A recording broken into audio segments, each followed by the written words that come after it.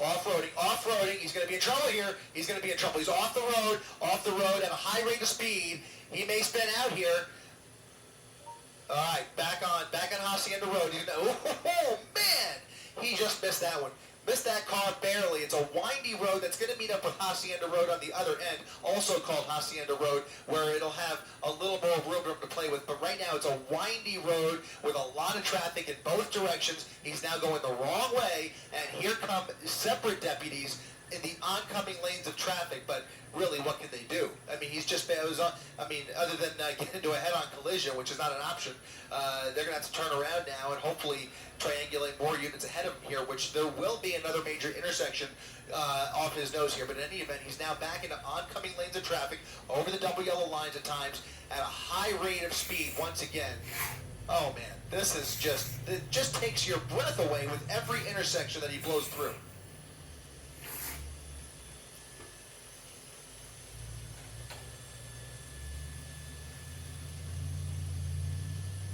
Another residential neighborhood with very narrow streets.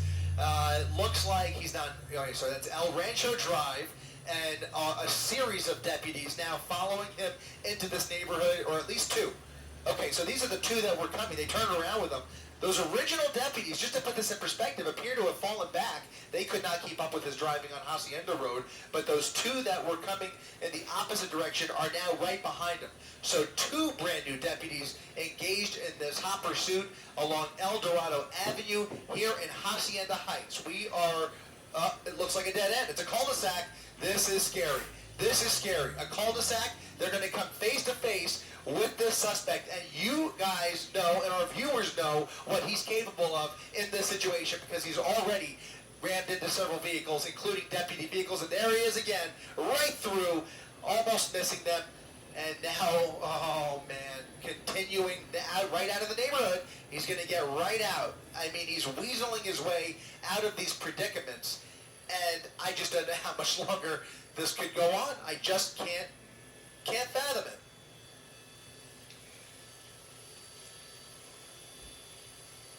Nothing they could do. Yeah, right.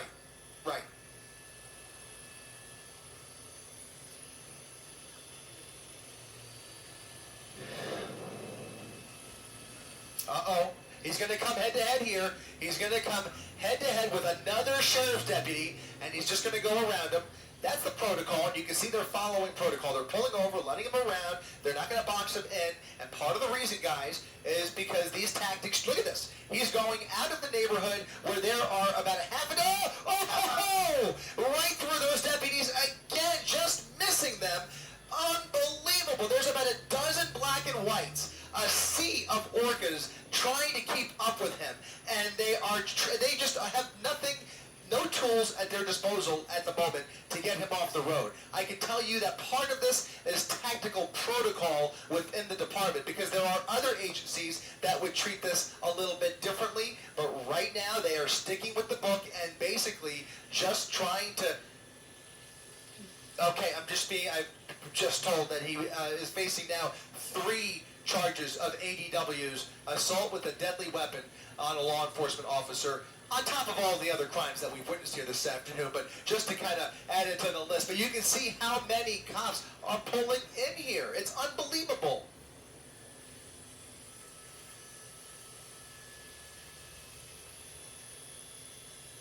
It is.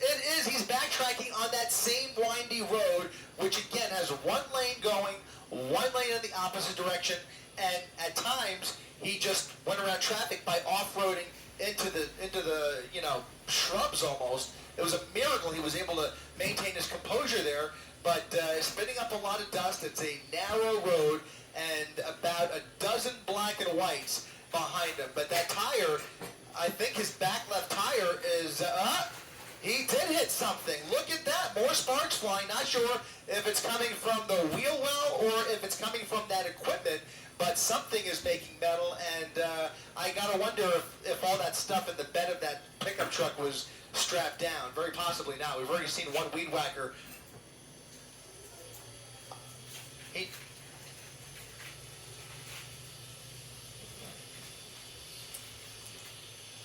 Yeah, I think I'm being told it may be the result of one of those collisions earlier on the same road before he made his way into that neighborhood, possibly. We're going to try, by the way, to get on the other side, get on the driver's side, and catch a glimpse of that left rear tire to see what he's working with back there. But something back there was hitting the pavement, creating those sparks. There you see more sparks actually coming from the front. It's coming from the front left. Front left sparks. We'll see what his treads look like, but he's missing the tire again. He's missing the tire. Okay, so by the way, this is not the first time we've seen this in this pursuit. Last time,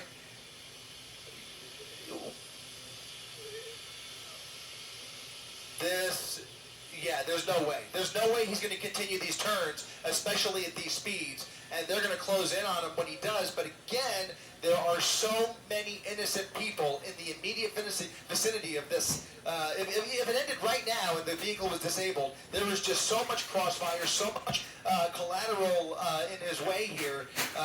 Civilians that are just in danger every time. I see every. Oh man, I just cannot keep up with this guy. He's going to lose it. He's going to lose control of this vehicle, and it's going to end very ugly. But at least for the time being. Right. More sparks. Yeah.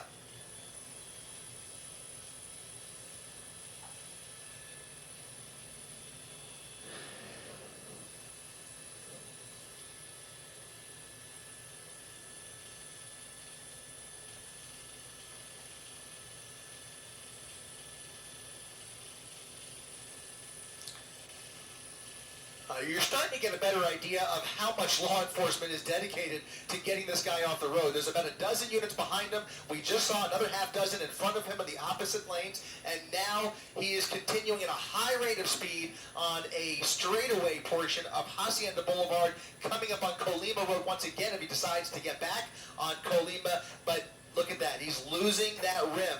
He's on borrowed time with this truck. It's a...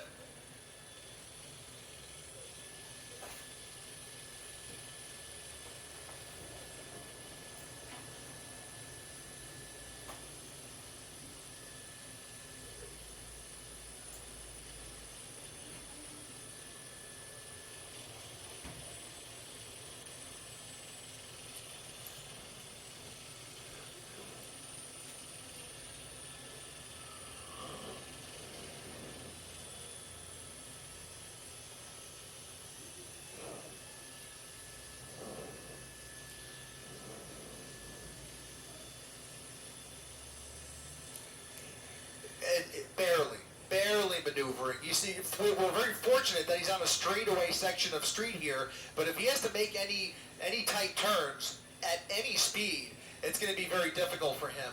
But at the very least, you're going to start to see that wheel come apart, and eventually the axle won't be able to turn. But it's obviously a heavy-duty truck. It's built for all kinds of situations, and these are not easy to break down. But you can see he's definitely testing the limits of this truck, and now without that front left tire, it's only a matter of time. Now those deputies have fallen back once again because he's blowing through these red lights, continuing at a high rate of speed, 70 miles per hour at what cannot be more than about a 45 mile per hour speed limit.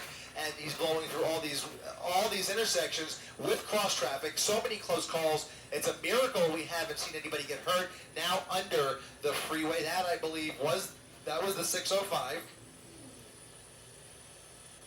The 60, excuse me. Oh, crashing into a Jeep, crashing into another vehicle here, and wiping him out off the road. He just took out another vehicle, rammed into him, heavy damage. I hope that person's okay. Up on the curb, and now he's trying. Look at this again, ramming into more cars and trucks. Head on. Unbelievable. Head on with another car, and here comes not even a pit maneuver, but they rammed into him from behind into a gas station. Folks getting gas at the corner of Gale and Hacienda into a gas pump, and now he's going to try and get out probably, but he's going to put it in reverse, back in reverse towards that deputy. Look at this, ramming into the front end. They're shooting at him. They're shooting. We're going to widen out, and they are now firing into the cab of that pickup truck. Unbelievable. moment to try and stop this madness in the middle. They have stopped. They have stopped. The wheel is off. That front left wheel is off. Yep. Is it still going? Still going. So his foot's on the gas? Unbelievable. Unbelievable. Unbelievable. Foot on the gas. Bullets flying through that truck. And now we'll see, as they surround the vehicle, multiple teams and canine units already on the scene here, surrounding the vehicle, at least the rear of the vehicle. They can't surround it completely, obviously. They don't want to create a crossfire situation. Yes? Yes. Somebody's hurt. It looks like somebody, that's the driver. That's the driver. It looks like the driver of that car that he rammed head on into. It looks like he's being arrested. He's being detained for some reason. Not sure what that's about, but we'll focus on the truck for now. We'll focus on the truck, obviously more to that story, but clearly this ending in a crash with several vehicles, including that one right there, and you can see he's still gassing it, creating a lot more smoke. The vehicle's not going anywhere. It's completely disabled.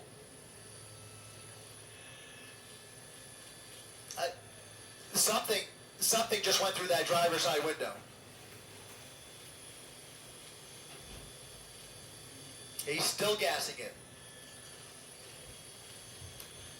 Multiple bullet holes through the driver's side window, guys. Those are shotgun shells. Those are high caliber shotgun shells that have now fired right through that driver's side window, most likely putting an end to this.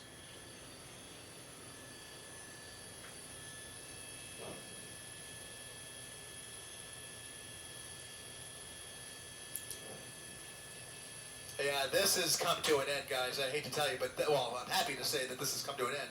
But obviously, a treacherous and deadly situation potentially for the suspect. So we will see if those wheels finally stop spinning, which it appears that they have.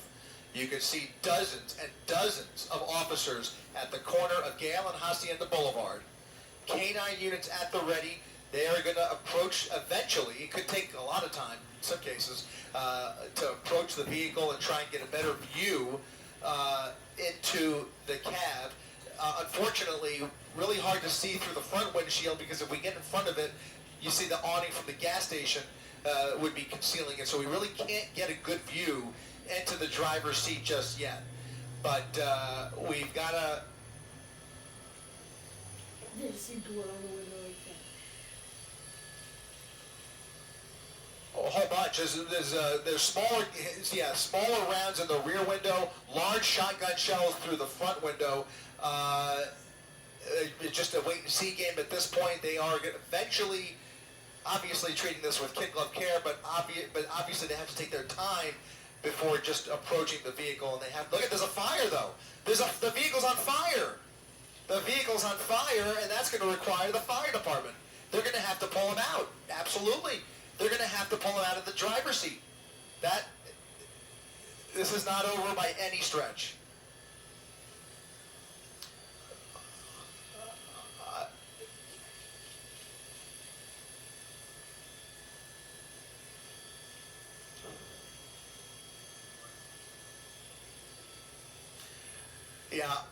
Yeah, I think that last officer tried to ram into him intentionally, but then he put it in reverse and ran right back into him.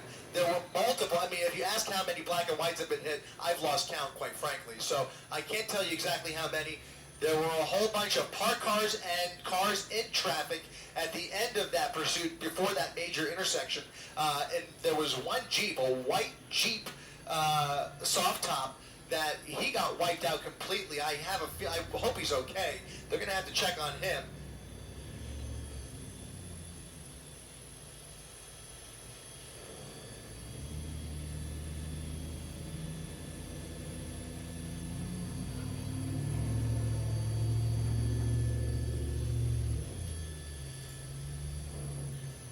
Multiple shots. Yep.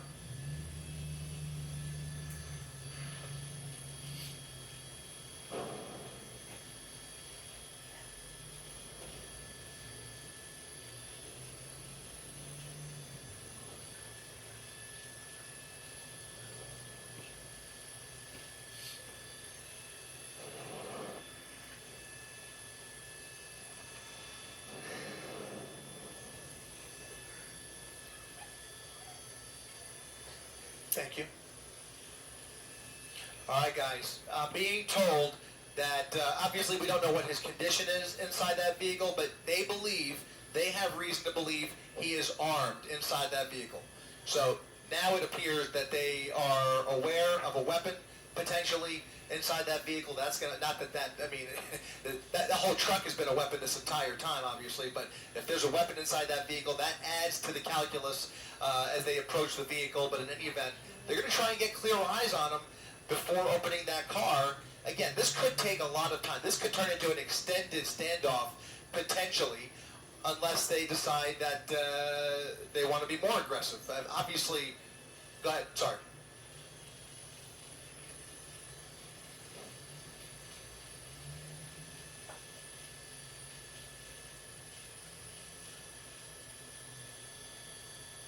Oh, what? Oh.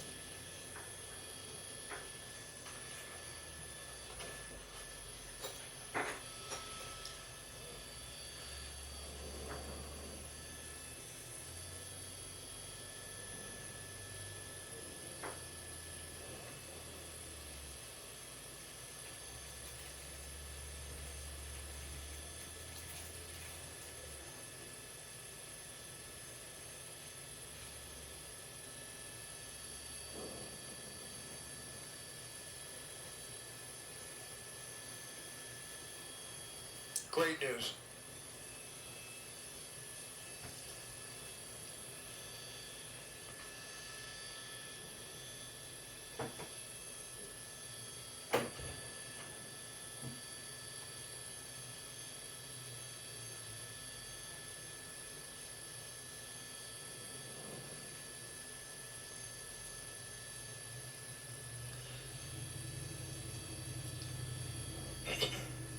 So, David and Ellen, they're preparing to fire more rounds into the cap, less than lethal rounds. we believe, and it's unclear. My question becomes, because we were told it might be a pepper ball, but in any event, is it to clear the window to gain visibility, or is it because they still see movement inside the vehicle? The pepper ball leads me to believe that they were have reason to believe that maybe there's movement in the vehicle. It seems unlikely from what we're witnessing here, but in any event, they are preparing to fire more less than lethal rounds into the cab of that truck. So something to watch out for as we continue to watch this play out on the corner of Hacienda Boulevard and Gale Avenue. Not clear on where those shots will be fired from, but it certainly looks like it'll come from yeah. That's what I think as well. Seems to be, yeah.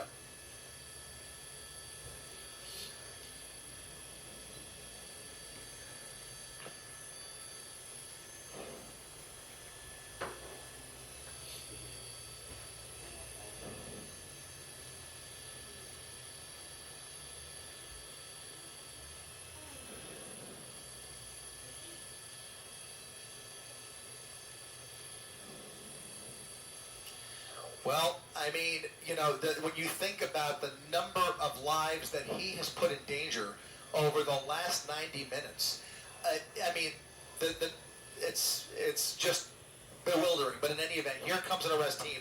They're going to approach with shields up, guns drawn, and they've got tactical tools at their disposal if they face any resistance. But the first order of business is going to be clearing that driver's side window. The glass breaker is being employed, ramming the driver's side window, and now getting a much clearer view that we will keep somewhat.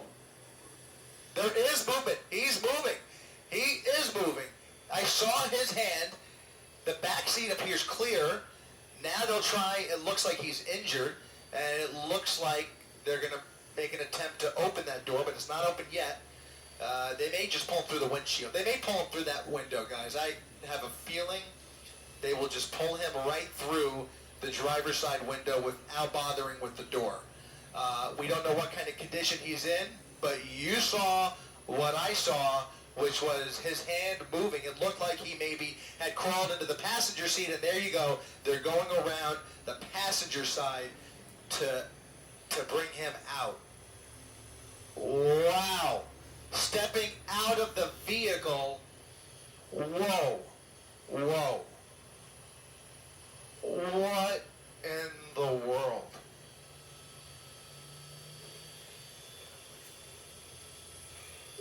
I'm sorry. I'm speechless. I mean, this is just,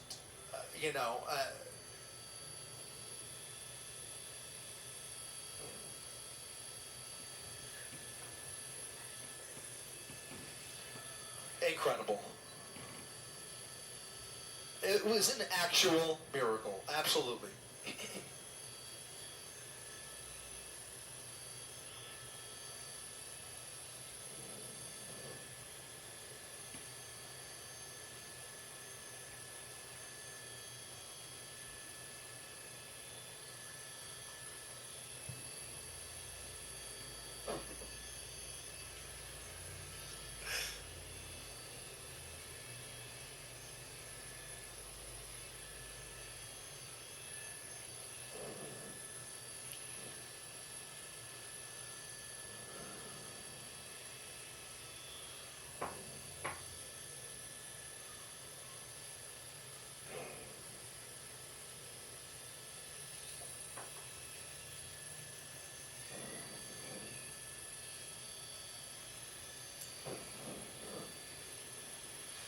It's almost hard to believe it's over. I can't believe what we just saw.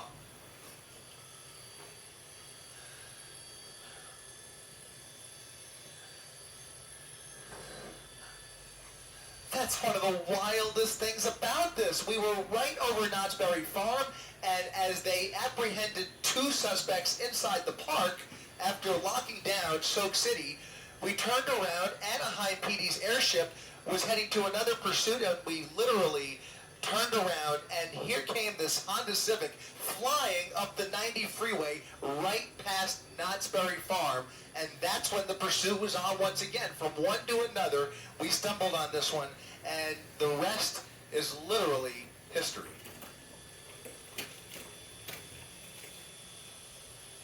I mean, you know, this is up there, guys. I always go back to the RV, like David said, but this was breathtaking and far more dangerous when we think about just the way it ended. I mean, bullets flying at the end of such a dangerous pursuit where so many motorists were placed into harm's way. I mean, a home invasion in the middle of it with dogs under the car. My heart was stopping when he got into that truck with the dogs under the truck. I mean, it's just endless. A roller coaster of emotions up here. But thank goodness it's all over, and I've got to tell you, yeah.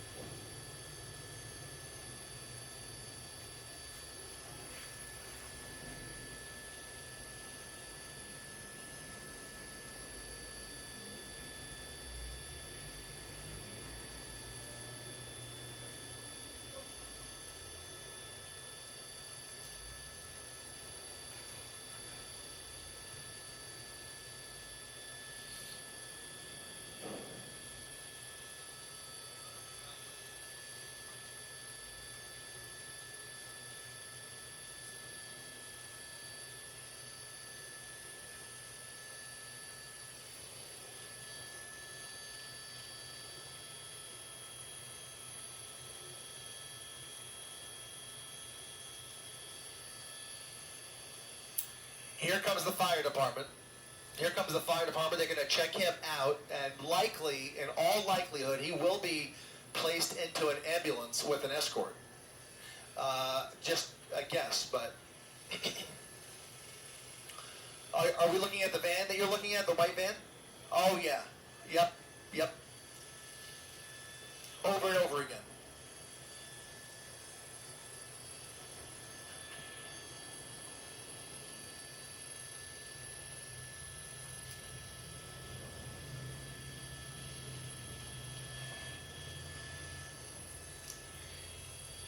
Yeah, he had trouble driving that van.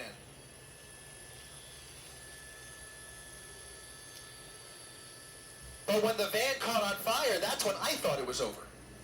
I mean, we literally saw that van catch on fire, and then he jumped out and took another... He ran. I mean, it was a full-on foot pursuit into that neighborhood. He must have ran a couple of blocks before ending up in that home and then stealing this pickup truck. It was an incredible stamina, honestly.